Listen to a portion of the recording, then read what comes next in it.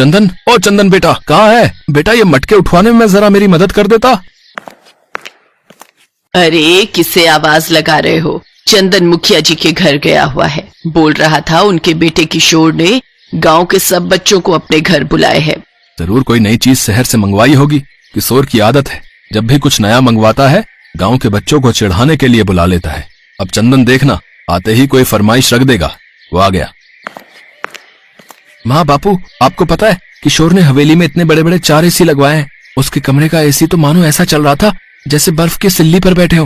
बापू काश हम भी एसी में रह पाते, इतनी गर्मी पड़ रही है। एसी के अलग ही मजे हैं।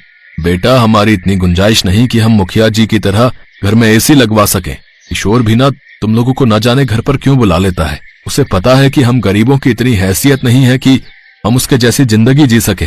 तू मत जाया कर किशोर के घर। अच्छा, मैं घड़े बेचने जा रहा हूँ, थोड़े घड़े बनाने बाकी हैं, वो तू बना लेना। चंदन का पिता किशन घड़े बेचने चला जाता है। चंदन घड़े बनाने बैठ जाता है। घड़े बनाते बनाते उसका दिमाग अभी भी किशोर के घर लगे एसी में था। तभी उसके दिमाग में एक आइडिया आता है। अगर मैं मिट्टी का एसी बनाऊं तो वो भी तो हमें बहुत ठंडक दे सकता है। अगर मैं कोशिश करूं तो मिट्टी का एसी बना सकता हूँ। चंदन बेटा, किस सोच में पड़ गया? तेरे बापू आएंगे तो गुस्सा करेंगे कि तूने अभी तक घड़े नहीं बनाए। माँ, मैं मिट्टी का एसी बनाने के बारे में सोच रहा हूँ। अगर हम किशोर के जैसा एसी नहीं ले सकते तो हम मिट्टी का एसी तो बना ही सकते हैं ना। मिट्टी का एसी? बेटा, वो तू कैसे बनाएगा? माँ चिंता मत करो, मैं कोई ना कोई जुगाड़ कर लूंगा। चंदन अब रोजाना अपने मिट्टी का एसी बनाने की तैयारी में जुट गया और फिर एक दिन चंदन ने बहुत ही बढ़िया मिट्टी का एसी बनाकर तैयार कर दिया। चंदन के माता पिता तो हैरान थे कि चंदन ने मिट्टी का एसी तैयार कर लिया है। चंदन अपने सभी दोस्तों को अपने घर मिट्टी का एसी दिखाने के लिए बुलाता है, जिसमें किशोर भी शामिल था। अरे वाह चंदन, है तेरा मिट्टी का एसी तो बहुत बढ़िया यार। मेरे लिए भी एक मिट्टी का एसी बना दे भाई, हमारे घर भी बहुत गर्मी होती है। हाँ हाँ बना दूंगा, चिंता मत करो, मैं तुम सबके लिए मिट्टी का एसी बना दूंगा। अरे मेरा एसी बहुत बढ़िया है, तुम्हारा ये मिट्टी का सस्ता एसी मेरे एसी के सामने कुछ भी नहीं है। किशोर, एक तो चंदन ने इतनी मेहनत से ये एसी तैयार किया है और तू उसे गलत बोले जा रहा है। जा, हमें तेरे से बात नहीं करनी यार, जा। देख लूंगा तुम सबको, मैं जानते नहीं हो मैं गाँव के मुखिया का बेटा हूँ। किशोर गुस्से में वहाँ से चला जाता है। अरे तुम्हें उससे ऐसे बात नहीं करनी चाहिए थी। चलो जाने दो, जब उसका गुस्सा ठंडा होगा अपने आप आ जाएगा। माँ बापू आओ ना, हम सब इस एसी की ठंडी हवा का मजा लेते हैं। चंदन, तूने तो वाकई में बहुत बढ़िया एसी बनाया है रे। ये तो बहुत ठंडक दे रहा है, पूरा कमरा ठंडा हो गया है भाई। ठीक कह रहे हो, हमारा चंदन सचमुच बहुत दिमाग वाला है। पड़ोस के सारे लोग अब इससे ही ऐसा एसी बनाने के लिए कह रहे हैं। हाँ माँ, मैं सबके लिए बना दूंगा, कम से कम गर्मी में सबको परेशानी तो नहीं होगी।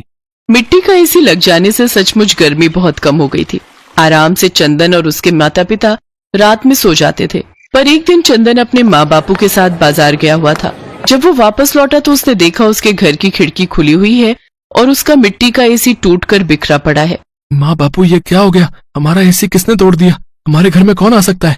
क्या पता कोई जानवर घर में घुस आया हो और वो एसी को तोड़ गया हो। मैं तो खिड़की का दरवाजा बंद करके गई थी, खिड़की कौन खोल सकता है? पर अगर जानवर भी घर में घुसता तो और सामान भी तो छेड़खानी करता, और सामान तो बिखरा हुआ ही नहीं है, सिर्फ एसी टूटा है। हो ना हो जरूर किसी की साजिश है। तभी एक लड़का चंदन के घर आता है। चंदन, तेरा मिट्टी का एसी किशोर ने तोड़ा है। वो हंसते हुए अपने घर के नौकरों को ये बात बता रहा था, तब मेरे बापू ने सुन ली। तुम तो जानते ही हो बापू किशोर के घर पर काम करते हैं। बापू, किशोर ने ऐसा क्यों किया? मैंने उसका क्या बिगाड़ा था जो उसने मेरा एसी तोड़ दिया? मैंने कितनी मेहनत से बनाया था बापू। तभी मुखिया जी किशोर के साथ आ जाते हैं। अरे मुखिया जी, आप आइए आइए। किशन, मैं तो किशोर को यहाँ माफी मांगने के लिए लेकर आया हूँ भाई। किशोर बेटा, सबसे माफी मांगो। मुझे पता चल गया है कि किशोर ने चंदन का एसी तोड़ दिया है। ये बात मुझे इसकी माँ ने बता दी है। भले ही मैं गांव का मुखिया हूँ, पर मेरा खुद का बेटा गलत करे ये मैं कैसे बर्दाश्त कर सकता हूँ? अभी ये छोटा है, मैं इसे अभी तो समझा लूंगा ताकि बड़े होने तक इसे सही गलत काम की पहचान हो जाए। किशोर बेटा, तुमने चंदन का एसी तोड़कर ठीक नहीं किया। चंदन से माफी मांगो। मुझे माफ कर दो चंदन, मुझसे गलती हो गई। मैं घबरा गया था कि अगर तुम्हारा मिट्टी का एसी आ गया है तो अब मेरे दोस्त मुझसे दूर हो जाएंगे। मेरे पास कोई भी खेलने के लिए नहीं आएगा, क्योंकि तुम सबके घर के लिए मिट्टी का एसी बनाने वाले हो। पहले मेरे एसी के बहाने सब बच्चे मेरे पास खेलने के लिए आ जाते थे, पर पिछले कुछ दिनों से कोई भी मेरे पास नहीं आया, इसलिए मुझे तुमसे ईर्ष्या होने लगी और मैंने तुम्हारा एसी तोड़ दिया। अब कोई बात नहीं किशोर, मैं नया एसी बना लूंगा। पर तुमने ये कैसे सोच लिया कि मैं और बाकी दोस्त तुम्हें छोड़कर चले जाएंगे? हम तुम्हारे दोस्त हैं यार, और दोस्त कभी एक दूसरे से अलग नहीं होते। तभी सारे बच्चे वहाँ आ जाते हैं। किशोर और चंदन एक दूसरे के गले लग जाते हैं। ये तो मुखिया का बड़प्पन था कि उसने अपने बेटे को अच्छी सीख दी। चंदन फिर से एक नया मिट्टी का एसी बनाता है। चंदन खुश था कि उसने एक बार फिर मेहनत करके मिट्टी का एसी बनाकर तैयार कर ही लिया। चंदन और उसके माता पिता बहुत अच्छे स्वभाव के थे। उन्होंने अपने पड़ोसियों की भी मदद की और भरी गर्मियों में थोड़ी राहत मिल जाए इसके लिए मिट्टी का एसी बनाकर उन गरीब गांव वालों को भी दिया। सब गांव वालों ने चंदन की बहुत तारीफ की। बहुत समय पहले की बात है। हस्तिनापुर गांव में सूरज के अस्त होने का समय हो गया था और चांद के निकलने का। तभी सूरज चांद से कहता है, अरे भाई एक बात बताओ, जब भी तुम आते हो तो कोई तुम्हें आदर सम्मान देकर प्रणाम क्यों नहीं करता?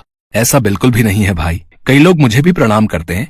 पर मैं तो जब भी आता हूँ सारी दुनिया जल चढ़ाकर और सूर्य नमस्कार करके मेरा स्वागत करती है, किंतु मैंने आज तक किसी को भी तुम्हारा स्वागत करते हुए नहीं देखा। चांद और सूरज की ये वार्तालाप हस्तिनापुर गांव के निवासी सुन रहे थे। तभी बिरजू कहता है, हम तो सिर्फ सूरज को ही अपना भगवान मानते हैं, चांद हमारे लिए कुछ नहीं है। नहीं, ऐसी बात नहीं है। चांद भी हमारे लिए भगवान समान ही है। चांद भी हमें रोशनी देते हैं। सूरज भगवान तो हमें रोशनी और धूप देते हैं, लेकिन चांद वो हमें क्या देते हैं? लेकिन सारी रात तो हम सोए रहते हैं, तो फिर उस रोशनी का हम क्या करेंगे? हमें चांद की जरूरत नहीं है।